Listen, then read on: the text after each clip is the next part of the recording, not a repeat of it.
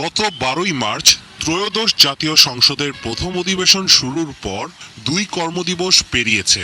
তবে এখনো সংস্কার পরিষদে শপথ নেয়নি সরকারি দল বিএনপি।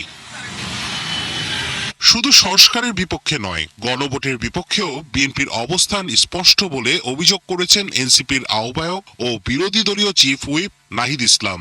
সংসদ অধিবেশনের পরবর্তী দিনেও বিএনপি তাদের অবস্থান না বদলালে রাজপথে আন্দোলনের হুঁশিয়ারি দিয়েছেন তিনি। সরকারের জায়গা থেকে এখনো চূড়ান্ত বক্তব্য পাইনি যে তারা কি গণভোট একেবারেই মানছে না, এরকমটাও তারা বলছে না।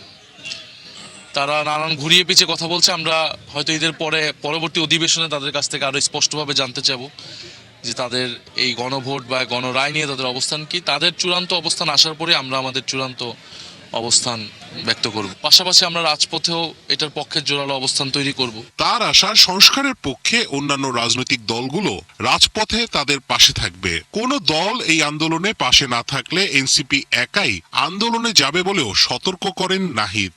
এনসিপি এককভাবে হলেও এই সংস্কারের পক্ষে অবস্থান করবে। সেখানে যদি 11 দল বা 11 দলের বাইরে আরো রাজনৈতিক শক্তিকে আমরা এখানে ইনভলভ করার বা ন্যূনতম ঐক্যমত তৈরি করার আমরা প্রচেষ্টা করব। 90-এর 3 জোটের রূপরেখার মতো প্রতারণার একই পথ বিএনপি বেছে নেবে নাকি ইতিহাস থেকে শিক্ষা নেবে, দলটিকে সেই সিদ্ধান্ত নিতে হবে বলেও সতর্ক করেন এনসিপির এই শীর্ষ নেতা। 90-এর গণঅভ্যুত্থানের পরও বিএনপি এরকম আচরণ দেখেছি। তো সেদিন আমি বলেছি যে 90-এর গণঅভ্যুত্থানের ত্রিদলীয় জোটের রূপরেখা যখন তারা মানলো না বিএনপি সরকারে এসে, তো এটার ফলাফল আসলে কি হয়েছিল? সংসদীয় রাজনীতিতেই বিএনপি এবং বাংলাদেশের রাজনীতি বেশি দিন টিকে নেই, বাংলাদেশ একটা ফ্যাসিবাদের দিকে গিয়েছে।